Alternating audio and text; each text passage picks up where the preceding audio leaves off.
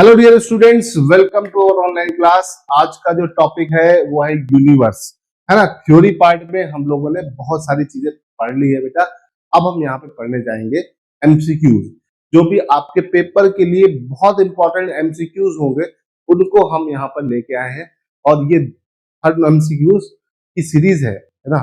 25 के सेट्स हैं, ताकि आपको ज्यादा से ज्यादा नई नई चीजें सीखने को मिले और आपके लिए बहुत ज्यादा बर्डन नहीं।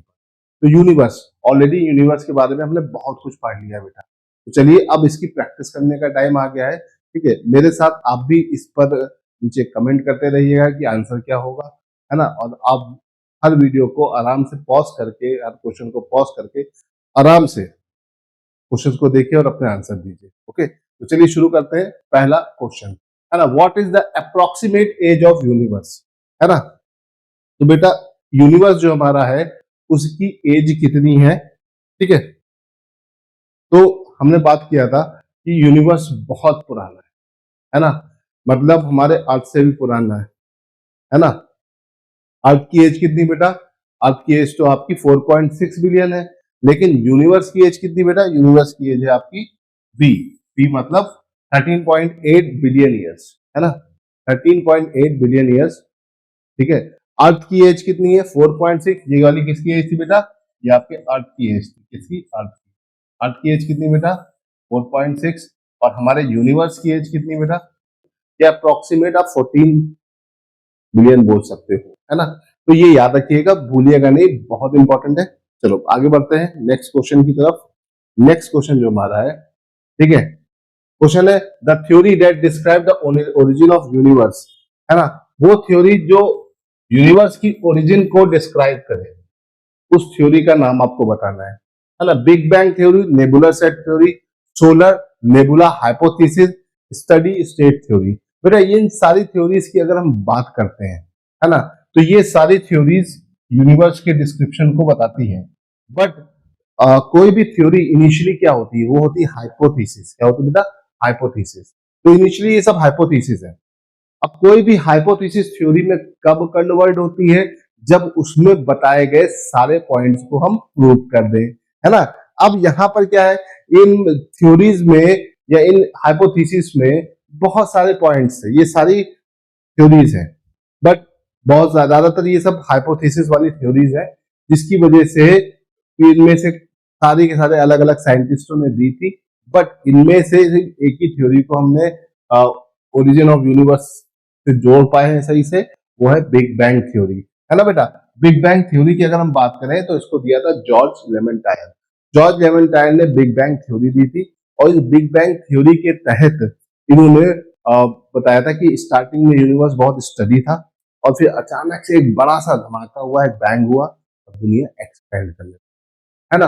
अब आपका जो जॉर्ज लेमेंटायर से इनसे बोला गया कि भैया आप किस बेस पे बोल सकते हो कि एक बैंग हुआ, तो इन्होंने सीधे बोला कि देखो मेरे पास इतना ज्यादा पैसा नहीं है और समय नहीं रिसर्च करने के लिए, लेकिन अगर आप मेरे पे पैसा लगाए और मेरी बात को माने तो मैं इसको प्रूव कर सकता हूँ। उन्होंने सीधे बोला कि भैया अगर एनर्जी क्रिएट हुई है, तो एनर्जी का एक सिंपल सा प्रिंसिपल होता है, energy is neither be created not be destroyed, है ना। तो भैया अगर ये एनर्जी क्रिएट हुई है, बनी है, बिग बैंग थ्योरी है ना, आज से 13.8 बिलियन साल पहले एक बैंग हुआ है, तो भैया उसकी एनर्जी आज भी स्पेस में मौजूद होगी। तो नासा ने इनकी बात को माना और प्रोब कॉस्मिक बैकग्राउंड एक्सप्लोरर भेजा, और जब वो वहां पहुंचा तो उसको वहां पर कॉस्मिक एनर्जी मिली। तो इससे प्रूव हो गया कि भैया एक बैंग हुआ था, है ना। फिर बाद में इनसे बोला गया अच्छा बताओ दुनिया एक्सपेंड क्यों कर रही है, तो उन्होंने सीधे बोला भैया तुम एक गुब्बारा ले लो, है ना, और गुब्बारे में दो पॉइंट बना लो। ठीक, अचानक से आप गुब्बारा फुलाएंगे तो क्या होगा? वो पॉइंट एक दूसरे से दूर जाएंगे। तो अगर दुनिया एक्सपेंड हो रही है, सारी चीजें हमसे दूर जाती हुई दिखाई देंगी, है ना। बिग बैंग थ्योरी में यही बताया था। तो उन्होंने बोला कि अगर चीजें हमसे दूर जाती हैं तो उनके चारों तरफ ब्लू शिफ्ट दिखाई देती है, और अगर हमारी तरफ आ रही है तो उनके चारों तरफ रेड शिफ्ट। तो ब्लू शिफ्ट और रेड शिफ्ट का कॉन्सेप्ट था। ब्लू शिफ्ट किस लिए था? भैया अगर कोई भी ऑब्जेक्ट हम समय से हमारे करीब आ रहा है तो उसमें ब्लू शिफ्ट होगा, अगर दूर जा रहा है तो उसमें कैसी शिफ्ट होगी? Red shift. तो ज्यादातर जितने भी प्लैनेट देखेगा उसके चारों तरफ किस तरह की शेप मिली बेटा, रेड शेप। तो इससे बिग बैंग थ्योरी प्रॉपर तरीके से प्रूव हो गई और ये थ्योरी बन गई क्या, ओरिजिन ऑफ यूनिवर्स का एक बेसिक कॉन्सेप्ट। तो इसे ध्यान रखिएगा, भूलिएगा नहीं। देखिए बिग बैंग थ्योरी किसने दी, जॉर्ज रमिनटायर। ठीक है, यूनिवर्स की थ्योरी पे हम ये बोलते हैं, है ना। देखो कितना प्यारा सा क्वेश्चन है, बहुत जबरदस्त क्वेश्चन है, आपके पेपर में आ भी सकता है ना। विच is the largest known Galaxy, हमारे पास जो दुनिया की सबसे बड़ी गैलेक्सी है उसका नाम क्या है। पहला ऑप्शन है एंड्रोमेडा गैलेक्सी, दूसरा है IC1101, तीसरा है मिल्की वे और चौथा है वर्लपुल गैलेक्सी। बेटा यहाँ पर थोड़ा सा टाइपिंग की एरर आ गई थी, तो यहाँ पर करेक्ट आंसर पहले से लिख दिया गया है, डोंट वरी। ठीक है, इसका सही आंसर IC1101, IC1101 है ना। अब देखो होता क्या है कि तुमको देख के लगे करे ये क्या आंसर होगा, नॉर्मली जो नहीं लगता है वही आंसर हो जाता है ना। एंड्रोमेडा सबसे नियरेस्ट गैलेक्सी, कैसी गैलेक्सी बेटा, नियरेस्ट, हमारे सोलर सिस्टम की सबसे नियरेस्ट गैलेक्सी है। मिल्की वे हमारी खुद की गैलेक्सी, हमारी गैलेक्सी का नाम क्या है भाई, मिल्की वे, हिंदी में बोलते मंदाकिनी, है ना, इंग्लिश में मिल्की वे। तो हमारी खुद की गैलेक्सी का नाम क्या बेटा, मिल्की वे, है ना। एंड्रोमेडा हमारे सोलर सिस्टम के सबसे नियर अबाउट, हमारे गैलेक्सी सबसे नियर अबाउट जो गैलेक्सी है वो दैट इज एंड्रोमेडा। लेकिन पूरा अब तक नोन गैलेक्सी में सबसे बड़ी गैलेक्सी कौन सी बेटा, IC1101, है ना, ये आई है। तो याद रखिएगा, भूलिएगा नहीं, अक्सर पेपर में क्वेश्चन बना देता है, तो इसका आंसर क्या हो जाएगा बेटा, D. D is the right answer of this question, है ना। चलो अब आगे बढ़ते हैं। What are the star primarily made of, जितने भी तारे होते हैं तारों के पास खुद की एनर्जी होती है ना। सन भी एक स्टार है, तो स्टार जो होते हैं वो किसके बने होते हैं, है ना, hydrogen, helium, carbon, oxygen, iron, nickel, none of the above. भैया एक सिंपल सा क्वेश्चन है कि तारे जो है वो किस चीज से बने होते हैं, देखो एनर्जी वाले मटेरियल से बने होंगे। ठीक है, तो जितने भी तारे हैं, तारों के अंदर जो भी गैसेस हैं, हम उनके अंदर क्या पाई जाती है बेटा, गैसेस पाई जाती है। तो नॉर्मली पूछा जाता है कि भैया कौन सी गैस पाई जाती है, नहीं, हमारे पास ज्यादातर स्टार्स के अंदर हाइड्रोजन और हीलियम पाई जाती है। नॉर्मली सबसे इजी कॉन्सेप्ट आपका सन का, है ना, सन के अंदर जो भी गैसेज हैं भैया वो कौन सी, हाइड्रोजन और हीलियम है ना। तो वहां पर अगर हम बात करें तो हाइड्रोजन और हीलियम गैस पाई जाती है। दूसरी चीज अगर हम यहाँ पे बात करते हैं, है ना, तो हाइड्रोजन हीलियम तो पाई जाती है, हर स्टार की अपनी एक लाइफ साइकिल होती है, ध्यान रखिएगा और इसको आप भूलिएगा नहीं। ठीक है, और स्टार्स के अंदर ये जितनी भी गैसेज है वो किस स्टेट में पाई जाती है ना। कोई भी ऑब्जेक्ट आपका 5 स्टेट में पाया जाता है, सॉलिड, लिक्विड, गैस और प्लाज्मा और बोथ कंडेंसेशन। तो जितने भी गैसेज हैं ये किस स्टेट में है, प्लाज्मा। किसी भी ऑब्जेक्ट की कितनी स्टेट पाई जाती है, 5 state, solid, liquid, gas, plasma और बोथ कंडेंसेशन। इसे याद रखिएगा। तो जितने भी स्टार्स हैं वो नॉर्मली आपका हाइड्रोजन और हीलियम से मिलके बने होते बेटा, इसे याद रखिएगा, भूलिएगा नहीं। ठीक है, बहुत इंपॉर्टेंट सी चीज है ना। आयरन निकल का कॉन्सेप्ट ही नहीं है ना, ये तो हमारे अर्थ के अंदर पाया जाता है ना। अर्थ की 3 लेयर होती है ना, और उसमें अगर हम बात करते हैं ना, अर्थ की 3 लेयर होती है, तो सबसे बाहर की लेयर क्रस्ट होती है, सिलिकॉन और एल्यूमिनियम से मिलकर बनी है। बीच की लेयर बेटा मेंटल होती है, मेंटल की बात करें तो सिलिकॉन और मैग्नीज से मिलकर बनी है। और सबसे अंदर की लेयर है आपकी कोर, कोर निकिल और आयरन से मिलकर बनी। तो ये निकिल और आयरन कहाँ पे, अर्थ के कोर का पार्ट। चलो, what type of galaxy is Milky Way, है ना, मिल्की वे किस तरह की गैलेक्सी है ये पूछ रहा है। भैया मिल्की वे आपकी ऐसे गोल गोल गोल गोल स्पाइरल गैलेक्सी है ना। तो इसका सही जवाब क्या है, स्पाइरल गैलेक्सी, है ना। तो याद रखिएगा स्पाइरल है, ठीक, ऐसा स्पाइरल फॉर्म में है। ठीक, हमारे जितने भी प्लैनेट है वो एलिप्टिकल ऑर्बिट में रिवॉल्व करते हैं। प्लैनेट किस तरह से रिवॉल्व करते हैं बेटा, एलिप्टिकल ऑर्बिट में रिवॉल्व करते हैं। प्लैनेट है वो एलिप्टिकल ऑर्बिट में रिवॉल्व करते हैं सन के चारों तरफ, है ना। और जो हमारी गैलेक्सी है उसका शेप कैसा है, स्पाइरिका, स्पाइरल, ऐसे गोल गोल स्पाइरल, याद रखिएगा। हमारा गैलेक्सी का शेप बेटा कैसा है, स्पाइरल शेप है ना। और इरेगुलर, लेक्टिकुलर, ये सब शेप्स होते हैं, बट ये हमारे पास हमारी गैलेक्सी से रिलेट नहीं करते हैं। हमारी गैलेक्सी कैसा है, स्पाइरल शेप में, कल पीला काल, गोल गोल एकदम स्पाइरल शेप में है, इसे ध्यान रखिएगा। ठीक, फिर आगे बढ़ते हैं नेक्स्ट क्वेश्चन की तरफ। नेक्स्ट क्वेश्चन बेटा बात करें, which planet is known as red planet, है ना भाई। ये क्वेश्चन आ गया तुम्हारा सोलर सिस्टम का। लाल ग्रह या लाल प्लैनेट, रेड प्लैनेट किसे बोलते हैं भाई? रेड प्लैनेट आपको पता ही है, आपको पता है, मैं पढ़ा भी चुका हूँ। ये किसे बोलते हैं भाई? आपके मार्स को बोलते हैं। और मार्स को रेड प्लैनेट क्यों बोलते हैं बेटा? रेड प्लैनेट इसलिए बोलते हैं क्योंकि यहाँ पर पाया जाता है आयरन ऑक्साइड। क्या पाया जाता है बेटा? Iron oxide. और आयरन ऑक्साइड के ज्यादा मात्रा में पाए जाने की वजह से इसको हम बोलते हैं रेड प्लैनेट। तो मार्स को बेटा हम क्या बोलते हैं? बेटा मार्स को बोलते हैं रेड प्लैनेट, इससे ध्यान रखिएगा। ठीक है, रेड प्लैनेट के फॉर्म में हम किसको जानते हैं? मार्स को। ठीक है, इसे ध्यान रखिएगा, बहुत इंपॉर्टेंट क्वेश्चन है। ठीक है, तो मॉर्निंग स्टार और इवनिंग स्टार हम बोलते हैं किसे? वीनस को। बोलते हैं वीनस को। मॉर्निंग स्टार और इवनिंग स्टार हम किसे बेटा बोलते हैं? वीनस को बोलते हैं, इसे ध्यान रखिएगा। ठीक है, हमारे सोलर सिस्टम का सबसे बड़ा प्लैनेट है आपका जुपिटर, और अर्थ सन के सबसे नियरेस्ट प्लैनेट है मरकरी। ठीक है, सारे पॉइंट्स हैं जो बार बार सुनने पर आपको याद होंगे। जितना आप इसे सुनोगे बेटा आपको उतना ज्यादा ये याद होगा। ठीक है, तो इस क्वेश्चन का जो रेड प्लैनेट का सही आंसर है बी है। तो हम आगे बढ़ते हैं। Smallest planet in the solar system, हमारे सोलर सिस्टम का सबसे छोटा प्लैनेट कौन सा है ना भाई। छोटे प्लैनेट की जब बात आती है तो यहाँ पर आपका प्लूटो तो भैया सबसे छोटा रहा नहीं, ये तो डार्क प्लैनेट हो गया। याद रखिए किस तरह का प्लैनेट हो गया बेटा? डार्क प्लैनेट हो गया, है ना। पहले प्लैनेट था लेकिन अब ये प्लैनेट की कैटेगरी में नहीं रहा। तो अब बचा क्या? अब बचा मरकरी। मरकरी इसका आंसर हो जाएगा। मरकरी हमारे सोलर सिस्टम का सबसे छोटा प्लैनेट है और शुरू का सबसे पहला प्लैनेट है। सन के सबसे नियरेस्ट जो प्लैनेट पाया जाता है बेटा वो आपका मरकरी पाया जाता है, इसे याद रखिएगा। प्लूटो वास्तविक रूप से देखा जाए तो मरकरी से भी छोटा है, बट प्लूटो को प्लैनेट की कैटेगरी से बाहर कर दिया गया है। इंटरनेशनल एस्ट्रोनॉमिकल यूनियन की हर साल मीटिंग होती है और उसने पाया कि भैया प्लूटो जो है इसके पास अपनी ग्रेविटेशनल फील्ड भी नहीं है। दूसरी चीज, इसकी ऑर्बिट कोई फिक्स नहीं है, कभी अपनी ऑर्बिट में रहता है तो कभी खुद की दूसरी ऑर्बिट में चला जाता है, तो जिसकी वजह से इसको क्या किया? प्लैनेट की कैटेगरी से बाहर कर दिया गया है। तो इसे ध्यान रखना बेटा, है ना। चलो यहां से आगे बढ़ते हैं, क्वेश्चन नंबर 8 की तरफ चलते हैं। क्वेश्चन नंबर 8 है, which is the hottest planet in our solar system. कई बार बता चुका हूं, बार बार बता चुका हूं। देख के लगता है, समझ के लगता है कि जो सन के सबसे करीब होगा सबसे गर्म होगा, भाई सन के सबसे करीब मरकरी, बट ये आंसर नहीं है। ठीक है, इसका आंसर क्या है? इसका आंसर है वीनस, है ना। वीनस इसका सही जवाब है।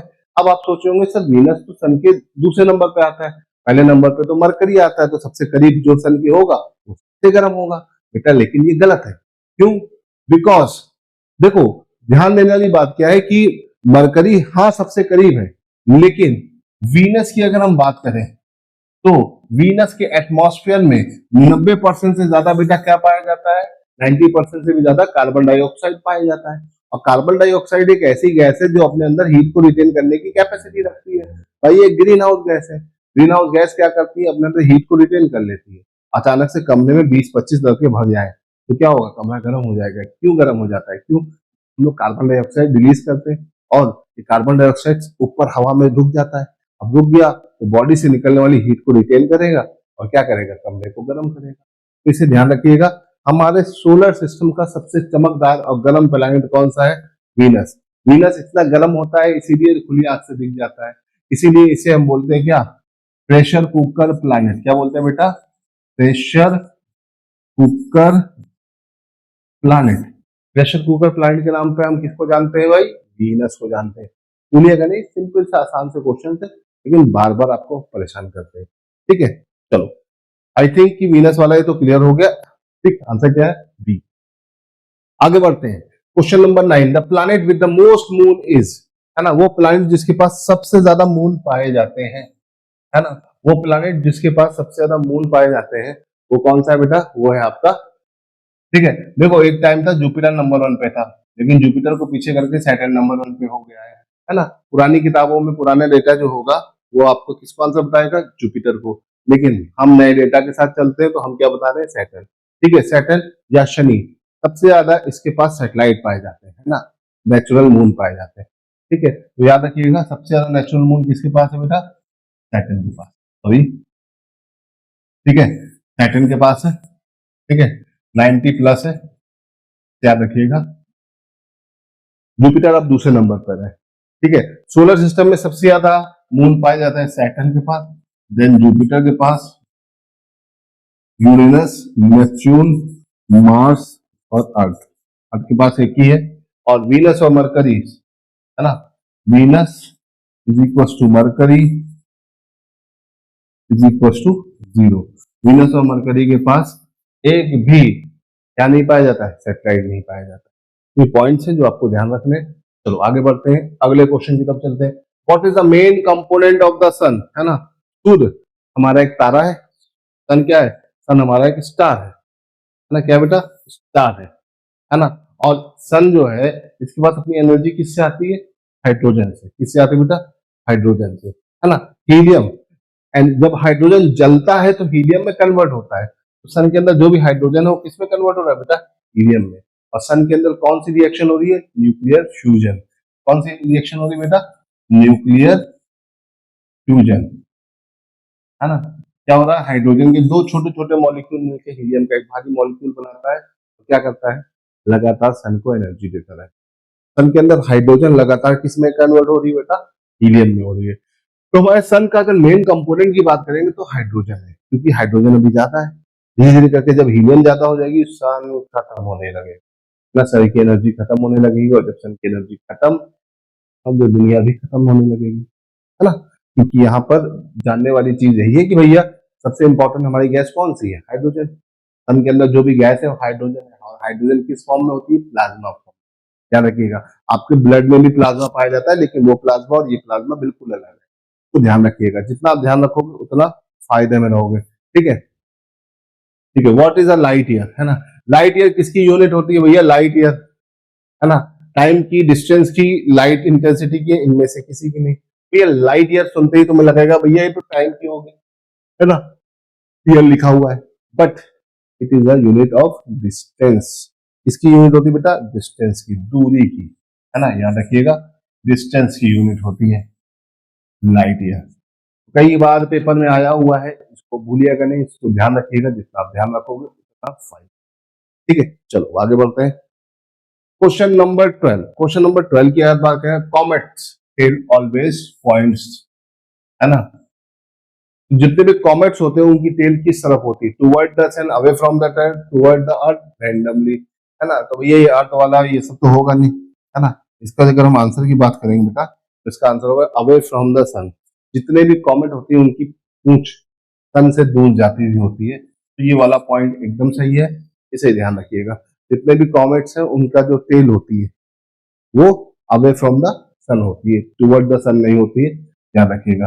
अगर ये सन है तो कॉमेट जो है वो ऐसे जा रहे हैं तो इनकी टेल इस तरफ होगी, अवे फ्रॉम द सन। ठीक है, इसे ध्यान रखिएगा। तो ये जानने वाले पॉइंट्स हैं, ये छोटी छोटी चीजें हैं जो पूछी जाती हैं, इनको ध्यान रखिएगा। चलिए आगे बढ़ते हैं। Which phenomena occur when the moon come directly between the earth and sun. देखो बहुत सिंपल सी चीजें, नहीं समझ में आ रहा तो कर लो। अर्थ और सन के बीच में अगर मून आता है तो क्या होता है भैया, है ना। तो आपको अर्थ से सन के बीच में मून दिखेगा तो क्या हो जाएगा, सोलर एक्लिप्स, सूर्य ग्रहण, है ना। तो आपका सूर्य ग्रहण हो जाता है, क्या हो जाता है बेटा, सोलर एक्लिप्स। ठीक है, लूनर एक्लिप्स कब होता है, जब, ठीक है, मून और अर्थ के बीच में सन आ जाता है, तो ये क्या हो जाता है, लूनर एक्लिप्स। इक्विनॉक्स क्या होता है, इक्विनॉक्स होता है जब दिन और रात बराबर होती है। और ये कब होता है, ये साल में 2 बार होता है, 21 मार्च और 23 सितंबर को, जब सन की रेज इक्वेटर पे परपेंडिकुलर पड़ती है, तो ये होता है आपका इक्विनॉक्स, ध्यान रखिएगा। और सॉलिसाइड की बेटा अगर हम बात करें तो सॉलिसाइड क्या होता है, सॉलिसाइड वो होता है जब सन की रेज ट्रॉपिक ऑफ कैंसर या कैप्रिकॉर्न के ऊपर पड़ती है, तो नदर्न हेमिस्फीयर और सदर्न हेमिस्फीयर के बड़े दिन होते हैं, हम बोलते हैं सॉलिसाइड। ठीक है, समर सॉलिसाइड और विंटर सॉलिसाइड के फॉर्म में हम इसे जानते हैं। चलिए आगे बढ़ते हैं, क्वेश्चन नंबर 14 की तरफ चलते हैं बेटा। क्वेश्चन नंबर 14 की अगर हम बात करते हैं तो क्वेश्चन नंबर 14 बोला, the dark patches on the moon are called. Moon के ऊपर जो धब्बे होते हैं डार्क डार्क, वो क्या कहलाते हैं, है ना। Crater, maria, island, none of the above. तो जो मून है आपका, मून के ऊपर बहुत सारे पैचेस आपको देखने को मिल रहे हैं, तो ये पैचेस यूजुअली क्या कहलाते हैं? तो ये कहलाते हैं आपकी मैरिया, है ना। आप अगर मून को देखेंगे तो मून के ऊपर बहुत सारे गड्ढे आपको दिखेंगे। ये पैचेस जो होते हैं, नॉर्मली अगर आप टेलीस्कोप से देखोगे आपको समझ में आएगा। नॉर्मली ओपन आइज से आपको इतना ज्यादा क्लियर नहीं दिखेगा, टेलीस्कोप से दिखेगा। तो ये डार्क पैचेस जो मून पे होते हैं बेटा, ये कहलाते हैं मैरिया। ठीक है, इसे ध्यान रखिएगा, इंपॉर्टेंट पॉइंट है ध्यान रखने वाला। चलो, है ना, एस्ट्रॉइड बेल्ट, है ना, एस्ट्रॉइड बेल्ट पत्थरों की जो बेल्ट होती है किन दो प्लेनेट के पीछे बीच में पाई जाती है? जुपिटर और सैटर्न, मार्स और जुपिटर, वीनस और मार्स, मरकरी एंड वीनस, है ना। तो एस्ट्रॉइड की बेल्ट होती है ना, वो किन दो प्लैनेट के बीच में पाई जाती है? तो इसे ध्यान रखिएगा, ये पाई जाती है आपकी मार्स और जुपिटर के बीच में, है ना। ठीक, आपके सोलर सिस्टम में से आपका सन है ना, mercury, Venus, earth, Mars, Jupiter, Saturn, Uranus and Neptune, है ना। Mercury, Venus, earth, Mars, Jupiter, Saturn, Uranus and Neptune. तो यहाँ पर कहीं आपकी एस्ट्रॉइड बेल्ट पाई जाती है, याद रखिए। एस्ट्रॉइड बेल्ट किसके बीच में? मार्स और जुपिटर के बीच में बेटा पाई जाती है, इसे ध्यान रखिएगा। तो इसका आंसर हो जाएगा मार्स और जुपिटर, है ना। मंगल और बृहस्पति के बीच में ये एस्ट्रॉइड बेल्ट मिलेगी। चलो क्वेश्चन नंबर 16 की तरफ चलते हैं। Which planet has the longest rotational period, है ना। वो कौन सा प्लैनेट है जिसका रोटेशनल पीरियड सबसे लंबा है ना। तो भैया रोटेशनल टाइम क्या होता है? जब कोई भी प्लैनेट अपने एक्सिस पर लट्टू की तरह नाचता होता है, बोलते हैं रोटेशन। रेवोल्यूशन क्या होता है? उसी के साथ साथ वो सन का एक चक्कर लगाता है। तो रोटेशन टाइम मतलब दिन, किसका दिन सबसे बड़ा है, किसका दिन सबसे छोटा है, मैं ऑलरेडी आपको बता चुका हूँ, है ना। देखो अगर आप देखा जाए तो इसमें वीनस का रोटेशन टाइम सबसे बड़ा होता है। क्यों? क्योंकि भैया 225 दिन से ज्यादा टाइम ले लेता है और रेवोल्यूशन टाइम इसके अंदर होता है। ठीक है, तो वीनस का एक दिन एक साल से बड़ा होता है। वीनस का एक साल मतलब सन का एक चक्कर लगाना एक साल होता है, तो वो उसका एक साल जल्दी हो जाता है, एक दिन बहुत देर में होता है। तो वीनस का ये आंसर हो जाएगा। यहाँ पे क्या आंसर हो जाएगा बेटा? वीनस, ध्यान रखिएगा, है ना। Which planet has the longest rotational time? सबसे छोटा किसका होता है ना? जुपिटर। मिनिमम किसका होता है? जुपिटर का। मैक्सिमम किसका होता है बेटा? वीनस का। ठीक है, सारे क्वेश्चन बहुत इंपॉर्टेंट है, पूछे जाते हैं, इनको अगर आप ध्यान रखोगे तो कोई दिक्कत है ना। चलो आगे बढ़ते हैं बेटा। Question number 17, which moon is the largest in the solar system? हमारे सोलर सिस्टम का सबसे बड़ा मून कौन है? मतलब किस प्लैनेट का सैटेलाइट सबसे बड़ा है? तो भैया जुपिटर का। अब उस सैटेलाइट का नाम पूछ रहा है, तो टाइटन, गैनीमेड, यूरोपा, सेलेस्टो। आंसर है गैनीमेड, है ना। ये जुपिटर का हिस्सा है और ये हमारे सोलर सिस्टम का बेटा सबसे बड़ा सैटेलाइट है ना। सोलर सिस्टम का सबसे बड़ा सैटेलाइट गैनीमेड, सबसे टिड्डी सा छोटा सा सैटेलाइट डेमोस। डेमोस किसका हिस्सा है? मार्स का। गैनीमेड किसका हिस्सा है बेटा? जुपिटर का है। इसे याद रखिएगा, आंसर है गैनीमेड। टाइटन आपका सैटर्न का हिस्सा है ना। ये सारे सैटेलाइट बहुत ज्यादा इंपॉर्टेंट है, पूछे जाते हैं, तो आपको इसे याद रखना पड़ेगा। चलो क्वेश्चन नंबर 18 की तरफ आते हैं बेटा। Question number 18, which planet has the great red spot? भैया वो कौन सा प्लैनेट है जिसके ऊपर लाल धब्बे पाए जाते हैं? बड़े बड़े बड़े बड़े लाल धब्बे किस प्लैनेट के ऊपर पाए जाते हैं? ये सिंपल सा क्वेश्चन है। तो ये मार्स है, जुपिटर है, नेपच्यून है कि यूरेनस है? तो इसका आंसर हो जाएगा क्या? जुपिटर। जुपिटर के ऊपर बड़े बड़े लाल स्पॉट्स पाए जाते हैं, रेड स्पॉट्स पाए जाते हैं। इसको याद रखिएगा, बहुत यूजफुल है। ठीक है, ग्रेट रेड स्पॉट आपको किसमें मिलेंगे बेटा? जुपिटर पे मिलेंगे। चलो हाँ, Pluto, what is the name of the smallest moon of Pluto? भाई प्लूटो तो अब प्लेनेट रहा नहीं, लेकिन इसका जो सबसे छोटा मून था उसका नाम क्या है? हाइड्रा, कैबरोस, निक्स, स्टिक्स। तो ये पूछा जाता है कभी कदार, पेपर में आ जाता है, बहुत ज्यादा यूजफुल नहीं है लेकिन फिर भी आ सकता है ना। तो उसका नाम क्या बेटा? स्टिक्स। ठीक है, प्लूटो का सबसे छोटा जो मून है उसका नाम क्या बेटा? स्टिक्स। ठीक है, याद रखिएगा। चलो आगे बढ़ते हैं। Which planet has the strongest magnetic field, है ना। सबसे खतरनाक, सबसे स्ट्रॉन्ग मैग्नेटिक फील्ड किस प्लैनेट के पास है? अर्थ, जुपिटर, सैटर्न, यूरेनस, है ना। देखो जुपिटर, सैटर्न, यूरेनस आपके कैसे प्लैनेट है? आपके गैसियस प्लैनेट है, आउटर प्लैनेट है। है ना। अर्थ आपका कैसा प्लैनेट है, इनर प्लैनेट है ना। उसके बावजूद भी सबसे ज्यादा स्ट्रॉन्गेस्ट मैग्नेटिक फील्ड बेटा किस प्लैनेट के पास होती है, जुपिटर के पास। Jupiter has the strongest magnetic field. इन सारे प्लैनेट में सबसे ज्यादा खतरनाक, सबसे ज्यादा स्ट्रॉन्ग मैग्नेटिक फील्ड बेटा किसकी है, जुपिटर की है। इसे ध्यान रखिएगा, ठीक है। चलो आगे बढ़ते हैं, स्पेस एक्सप्लोरेशन, इन पर बेस्ड कुछ क्वेश्चन देख लेते हैं, है ना। Who was the first human to travel in space, अक्सर बार पूछा जाता है। पहला पर्सन जो स्पेस में गया, Neil Armstrong, Yuri Gagarin, Buzz Aldrin Valentina Tereshkova. बेटा है का बहुत बार पेपर में आ चुका है। आई थिंक कि आप में से ज्यादातर लोगों को पता भी होगा, है ना। आंसर है यूरी गैगरिन, है ना। यूरी गैगरिन वो पहला पर्सन था जो स्पेस में गया। चांद पे जाने वाला पहला पर्सन कौन था, नील आर्मस्ट्रांग था। Neil Armstrong is the first person to go to the moon, ठीक है। ये सारे चीजें हैं, बहुत इंपॉर्टेंट है, इनको याद रखिएगा। यूरी गैगरिन का नाम याद रखिएगा, भूलिएगा नहीं। चलिए यहाँ से आगे बढ़ते हैं क्वेश्चन नंबर 22 की तरफ। Which country launch the first artificial satellite, दुनिया का पहला आर्टिफिशियल सैटेलाइट किस देश ने लॉन्च किया था, यूएसए, यूएसएसआर, चाइना, जापान। फिर जापान तो नहीं है, जापान तो आजकल लकड़ी की सैटेलाइट लॉन्च करने के लिए बहुत फेमस हो रखा है, लेकिन इसमें अगर हम बात करें तो यूएसएसआर इसका सही जवाब है ना।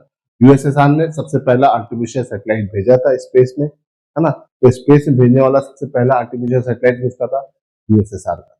तो आगे बढ़ते हैं। हाँ, what was the name of the first artificial satellite, जो दुनिया का पहला आर्टिफिशियल सैटेलाइट उसका नाम क्या था। अपोलो 11, स्पुतनिक 1, एक्सप्लोरर 1, वॉस्टोक 1, है ना।